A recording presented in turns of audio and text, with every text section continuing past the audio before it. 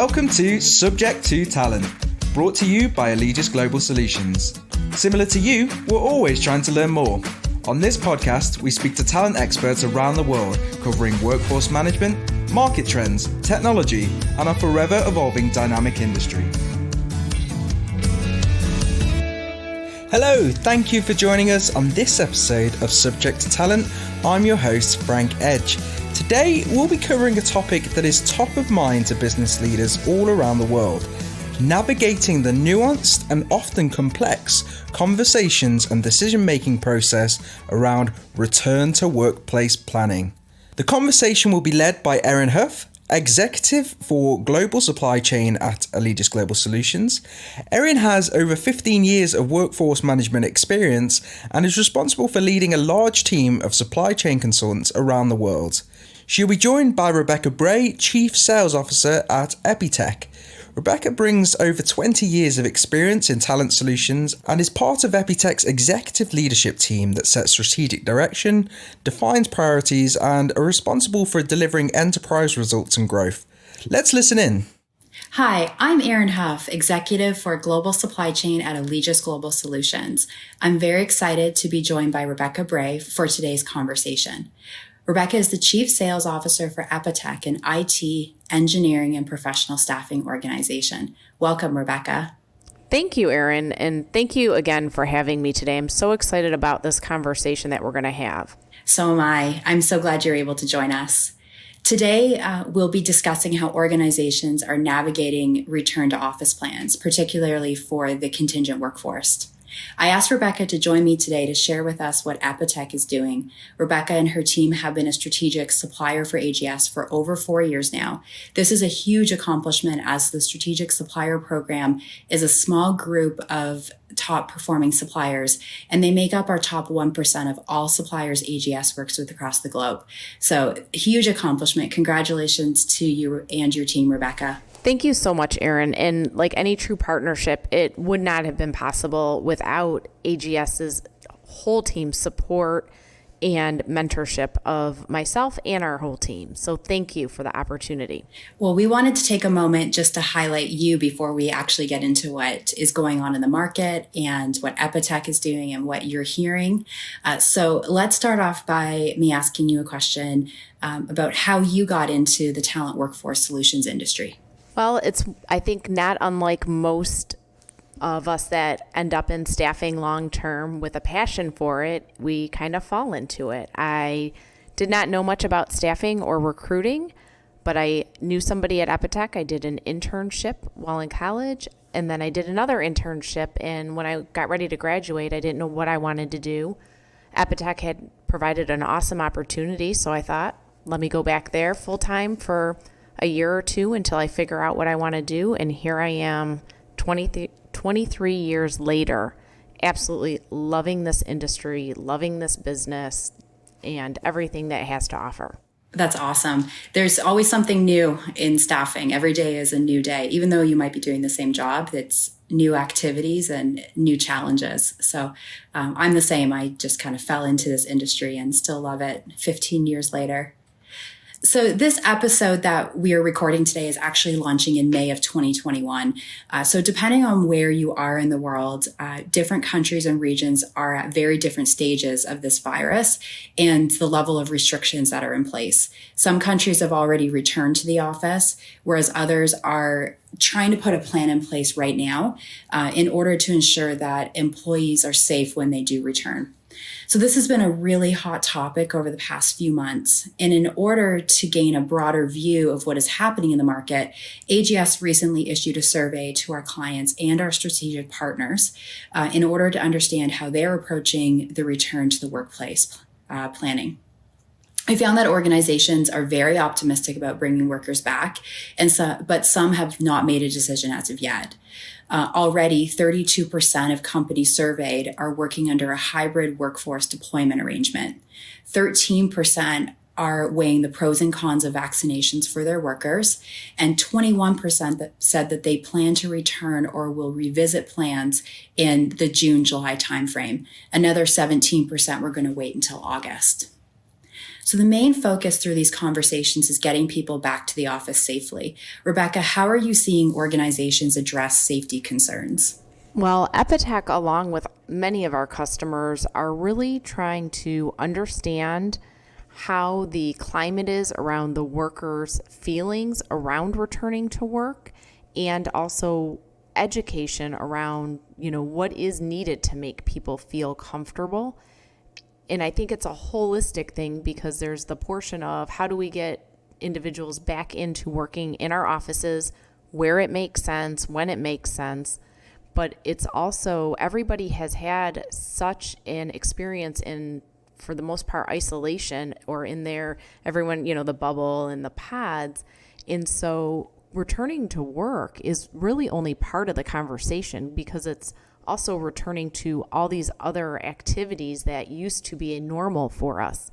So to think about how do we bring individuals back into the workspace, we can't just think of it in this silo coming into the office, but it's all the other things that individuals need to tackle as the environment comes back to normal. And I'm hopeful that we will get there. Yeah. Can you give an examples of some of the challenges that you're hearing from your employees? Yeah, I think, the flexibility option, as there is still a lot of talk around schooling for young children, and there is still, a lot of districts are going back and forth with the remote and virtual learning versus in-person learning, and that's a huge concern around how to make that happen if somebody's in a district that the school's not in, or if the school needs to, shut down for a quarantine period and have the children at home. Individuals are also managing, multiple people, or if there's somebody that's, giving care to an elderly family member due to COVID, and now how that plays into their schedule. So I think some of those concerns are coming up, even where individuals are raising their hand and saying, I would love the opportunity to come back and work in an environment where I can see my colleagues, have some collaboration, and that might not be 5 days a week, but some days a week.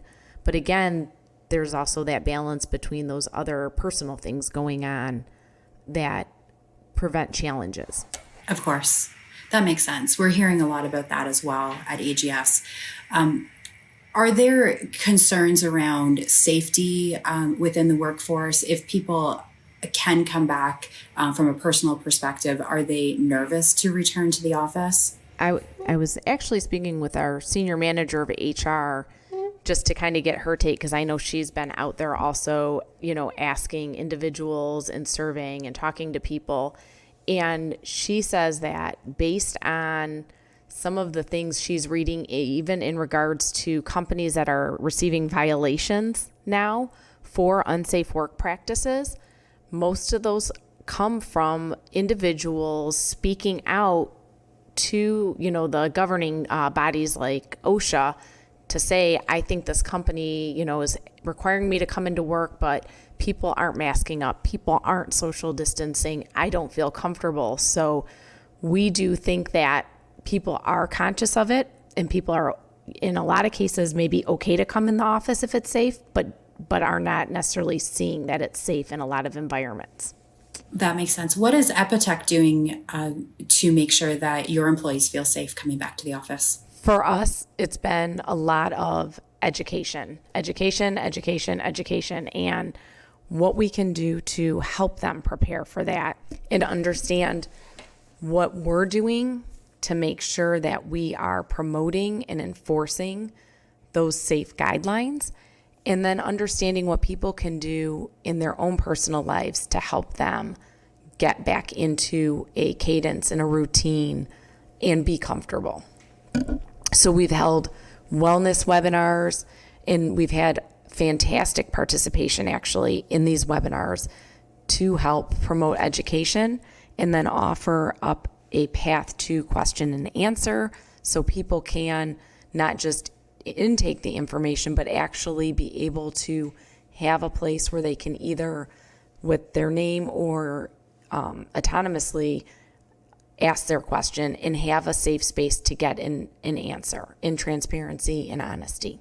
I think that's so incredibly important through these tough times, because everyone is dealing with the pandemic in a different way, and everyone has their own level of stress. So I think that's wonderful that Epitec is taking the time to really invest in their employees and show that wellness. One thing that has come up in our wellness webinars and our surveys is the fact that the physical being is very important. And there's been, some people really leveraged COVID and being at home. I know many people that took the opportunity and do better, health management. And then we also have people that maybe didn't. And so having a good physical being is helpful, right? So we, in addition to communicating that to our employees, now we're also pushing out nationally kind of a wellness challenge for May in support of kind of building on that theme and giving an access to a program. We know when we work out with a buddy, it's more motivating. We know when there's little trinkets and surprises or medals at the, intervals and end, that helps motivate individuals. So we're going to do things to help our employees, not just inform them. That's great. And do you find that people are getting involved, even though most of them are still remote? We have actually way better participation now with the virtual activities than we did when it was in person. We don't know if that is in part to people are now more accustomed to doing things virtually, and maybe because there's a lack of as much social interaction as we used to have, but we are definitely seeing a big pickup.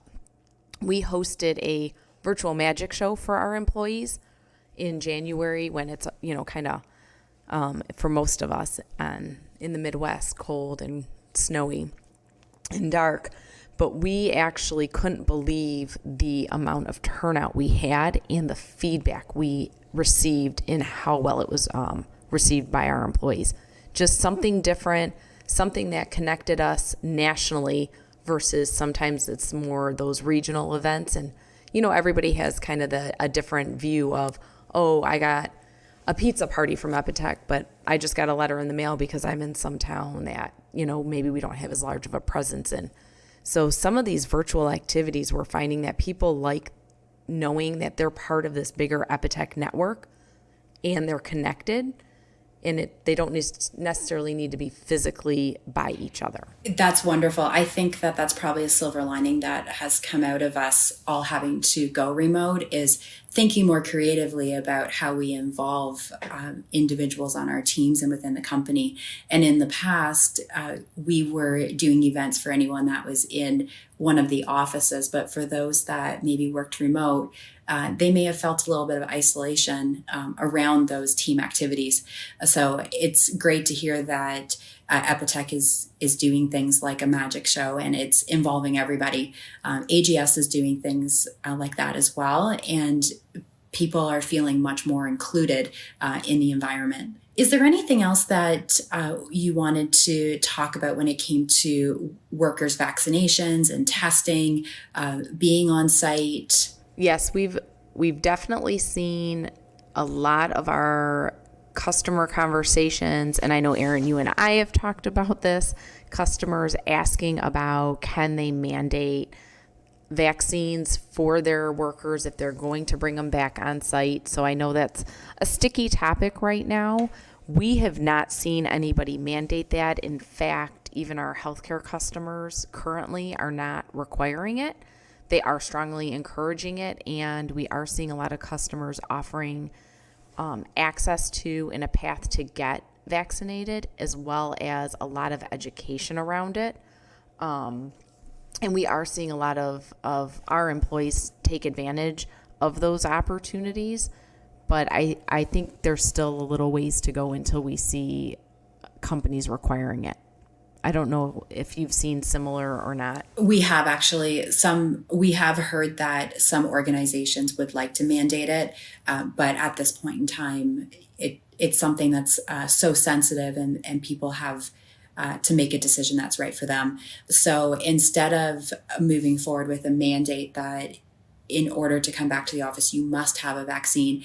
The dialogue of conversation changes to ways to make your teams feel more comfortable coming back to the office and what the safety precautions are. So it's making sure that the kitchens are clean, that face masks are being worn when you're not sitting at your desk. You're separating people with 6 feet between each person, making sure that there's enough hand sanitization and so on, and really promoting that safe environment versus asking them to get a vaccine. Yeah. And you know what, speaking of that safe work environment, something else that we were talking about internally and that we've seen is because there is, everybody's in a different personal situation and a different level of comfort.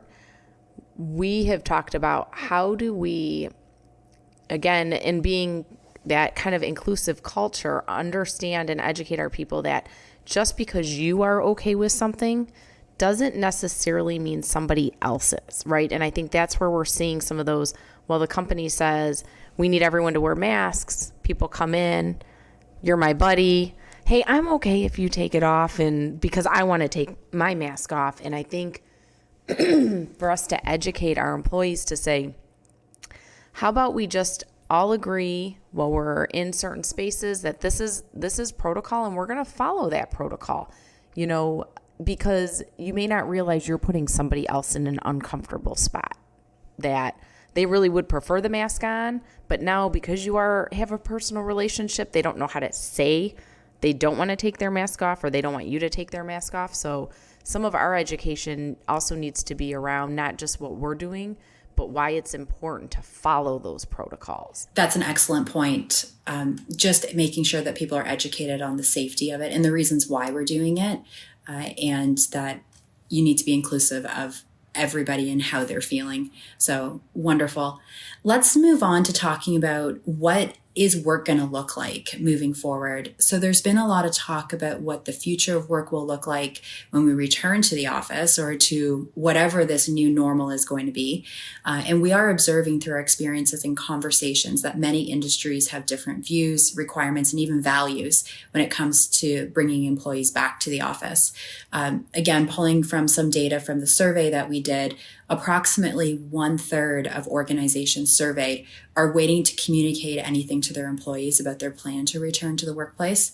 And interestingly, out of that 33% or 1/3, 19% of companies said that they would not be returning to an on-site location, and they have moved their workers to be fully remote.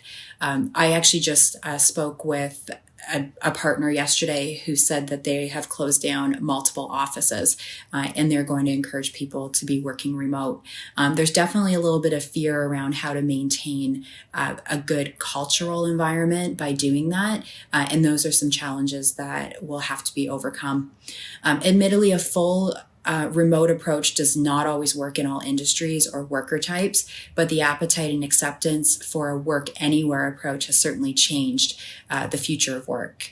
So a lot of major high-tech brands have made blanket announcements saying their workers can work from home permanently, and some organizations mandating a return to the workplace are meeting resistance.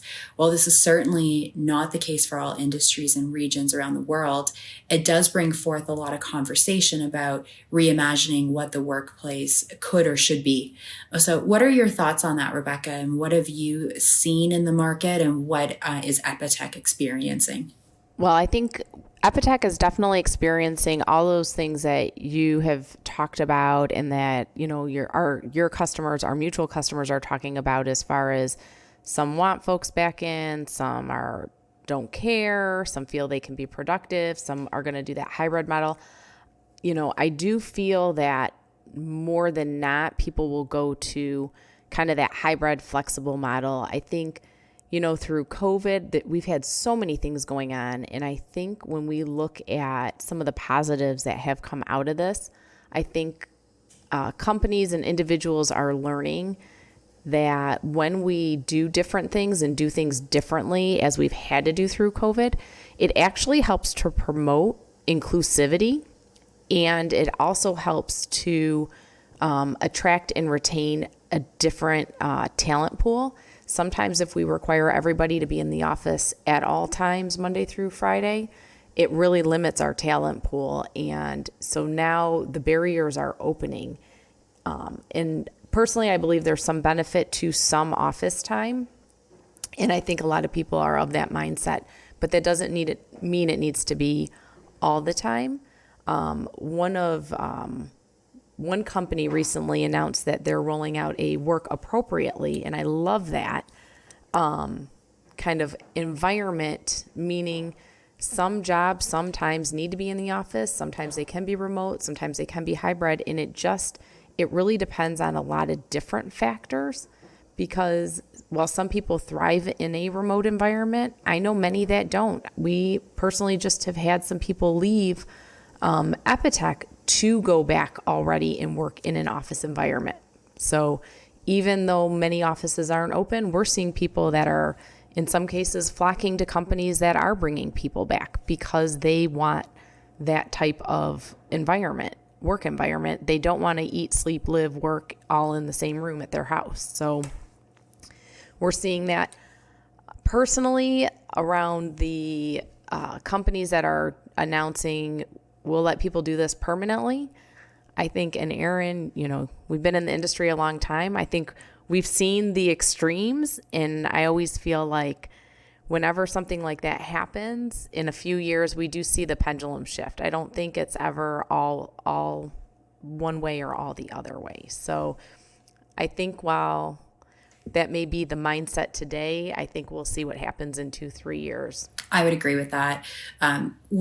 As humans, we want to be social creatures. We want to be around people. So I can see people starting to flock back to the office when they do feel safe. There's still a lot of unknowns at this point, and many countries are rolling out the vaccine right now. So until they hit that herd immunity, not everyone's going to feel safe to go back. So I think that we will probably see more confidence in individuals wanting to return to the office and have that social side of their careers when the time is right.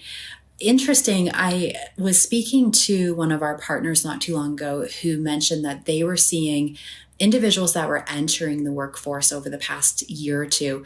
Those individuals immediately went into a work from home type environment. If they entered the workforce towards the end of 2019 or the very beginning of 2020.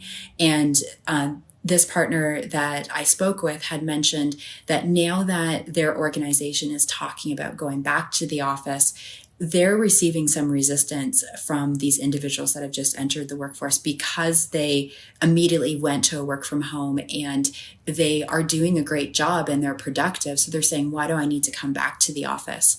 Has Epitec experienced that at all, either with your internal employees or are you seeing it with your contingent workers? Yes, we're definitely seeing that in both, right? In both the corporate staff and our contingent workforce. I think part of that's just change. When you talk about that's all they've ever known, anytime we have change, there's resistance, no matter what it is, right? So even when it was everybody went home, a lot of people were, ooh, I don't know if I can do this. And now that you've been doing it, you're like, ooh, I don't know if I want to go back. So I think some of that initial resistance is just our personal resistance to change on the onset. I would agree with that. Once they get back into the office, they'll probably enjoy it if there's some flexibility there. Exactly. Was there anything else you wanted to talk about today when it came to returning to the office, or what the workforce is going to look like when we go back to our new normal? I am hopeful that we do really have a lot of companies being able to adapt to a more flexible hybrid model, because I do feel like that for the sake of the companies, and a lot of what we do is in that technical space. So for the sake of tech, it really does open up the talent pools. And I think it does two things. One, it opens up the talent pools for our customers and companies, but it also opens up opportunities for individuals. And I think that when we look at driving a more diverse workforce and a more inclusive workforce, these are things, and putting these tools in place to allow this flexibility and allow individuals to work for our companies that don't necessarily sit in the same city we do, I think that can be a game changer for work, for these companies, and for driving change through the future. Absolutely. So now what we're going to be doing is recruiting the best skill set for that job rather than the best skill set that's available at the moment in a particular region. I mean, even when you look at some larger cities, right? You know, I'm in the Detroit area, so people will do, when they go in the office pre-COVID, you know, a 40, 50-minute commute. You know, I can live 35 miles from my office in Michigan and do that commute. You look at a city like Atlanta, and there's no way, or Dallas, there's no way. But now, even if I'm in Dallas, but I want somebody, even say in Texas, it just opens up the pool. So I don't necessarily even need to go to a coast to get some talent, even if I kept it within the same region, but it still just opens up just a plethora of talent that is out there. That's perfect. So it will provide more opportunities for companies to have that skill set, but hopefully it will provide opportunities for people that work remote or need that flexibility that maybe had some challenges pre-COVID trying to find an opportunity that would be right for them. Well, this was a great discussion today about a very important topic. Rebecca, I really appreciate you spending some time with me today and sharing your experiences and expertise with our audience. Erin, thank you so much for having me. And again, thank you and the Allegis team for everything that you do to support us in our growth and development as a company, as a minority company. Well, thank you. We appreciate your partnership.